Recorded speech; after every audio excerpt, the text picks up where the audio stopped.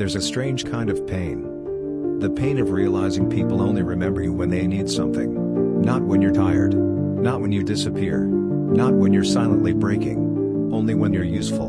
And the worst part is, you became addicted to it. Because being needed made you feel important, valuable, loved. So you kept giving, and giving, and giving.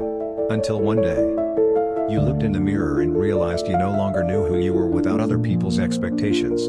This is the dangerous comfort of being needed. Why people become the helper. Some people are not born helpers.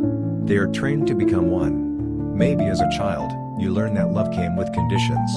You were praised when you behaved. When you solved problems. When you made life easier for others.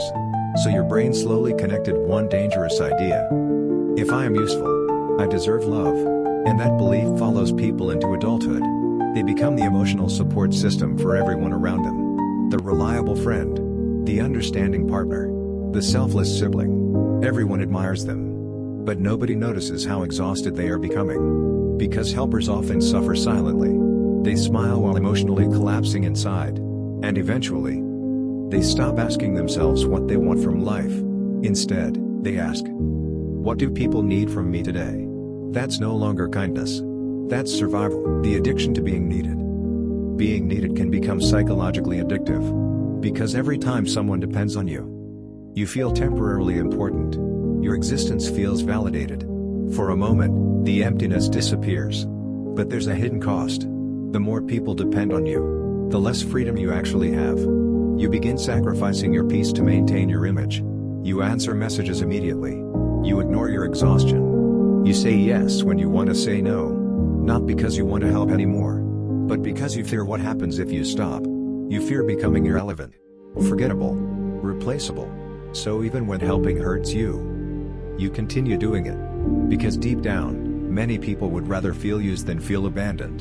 And that is one of the saddest psychological traps a person can live in. People sometimes love access, not you. This is the part most people avoid admitting. Some people do not love you. They love the access they have to you. Your time. Your attention. Your emotional labor. Your availability. And the moment you stop providing those things, their energy changes. Suddenly you're different. Suddenly you're selfish. Suddenly they disappear. Because many relationships survive on convenience, not connection. Real relationships can survive boundaries. Fake relationships collapse the moment access is denied.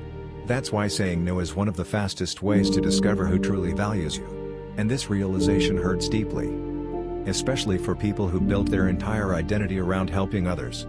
Because once they stop overextending themselves, they often discover how alone they actually are. The loss of identity. One of the most dangerous things about constantly being needed is that eventually you stop developing yourself. Your entire life becomes reactionary. You exist to respond, to solve, to rescue. But who are you outside of that? What do you enjoy when nobody needs anything from you? What dreams did you abandon because you were too busy carrying everyone else? Many people reach adulthood without ever building a real identity. Because they spent years becoming what others required. And when silence finally arrives, it feels terrifying, not peaceful. Because without people demanding your energy, you are forced to confront yourself, your emptiness, your exhaustion, your lack of direction. And many people avoid that silence by returning to toxic relationships, just to feel needed again, learning to exist without constant validation. Healing begins when you understand this. Your worth is not measured by how much you sacrifice yourself. You do not need to earn rest. You do not need to constantly prove your value. And you are allowed to disappoint people who only love your usefulness. Real peace begins when you stop performing for acceptance. When you learn to sit alone without feeling guilty. When helping becomes a choice, not an identity. Because the strongest people are not the ones who save everyone. The strongest people are the ones who can say, I matter too. One day, you will realize that constantly being needed was never freedom. It was emotional captivity disguised as purpose. And maybe for the first time in your life, you will stop asking, who needs me? And finally ask, what kind of life do I want for myself? Because you deserve to exist as a human being, not just as a source of emotional service for others. There are people in this world who spend their entire lives making sure everyone else is okay, while quietly destroying themselves inside. They answer every call, They solve every problem. They carry everyone's emotional weight. And somehow, they still feel invisible. Not because they aren't loved, but because they were never loved for who they truly were, only for what they could provide. And one day, after years of sacrificing themselves for everyone else, they wake up emotionally exhausted, wondering why nobody ever stayed to save them. This is the sad truth about people pleasers, the origin of people pleasing. Nobody wakes up one morning and decides, I want to abandon myself for the rest of my life. People pleasing is usually created through emotional conditioning. Sometimes it begins in childhood.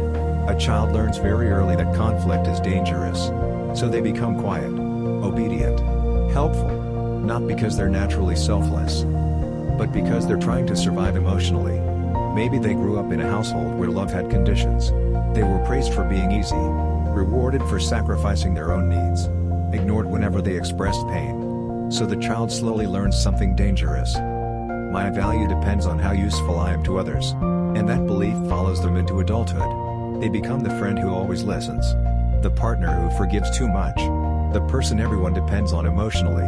But behind that kindness is often someone terrified of rejection, terrified that if they stop giving, people will stop loving them, the fear of disappointing others. People pleasers don't just fear conflict.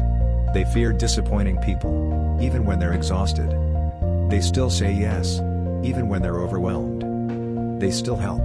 Even when they're emotionally collapsing, they still smile and say, I'm fine. Because deep down, many people pleasers believe their emotions are less important than everyone else's comfort. So they silence themselves, over and over again, until they no longer know what they actually feel anymore. And the scary part is, the world rewards this behavior. People praise self-sacrifice. They call it kindness. They call it loyalty. But there's a difference between kindness and self-destruction. A healthy person helps others without abandoning themselves. A people pleaser sacrifices themselves hoping to earn love. And eventually, that emotional debt becomes unbearable. The exhaustion nobody sees. The saddest thing about people pleasers is how invisible their suffering becomes. Because they hide it well. They laugh while emotionally drained. They comfort others while secretly falling apart. They carry pain in silence because they don't want to burden anyone. And after years of doing this, they become emotionally numb. Not because they're cold, but because they're exhausted. Constantly managing other people's emotions slowly disconnects them from their own identity. They stop asking, what do I need? And start asking, what will keep everyone happy? That's not peace. That's emotional survival mode. And survival mode eventually destroys the soul. Please folded hands like and follow for more videos.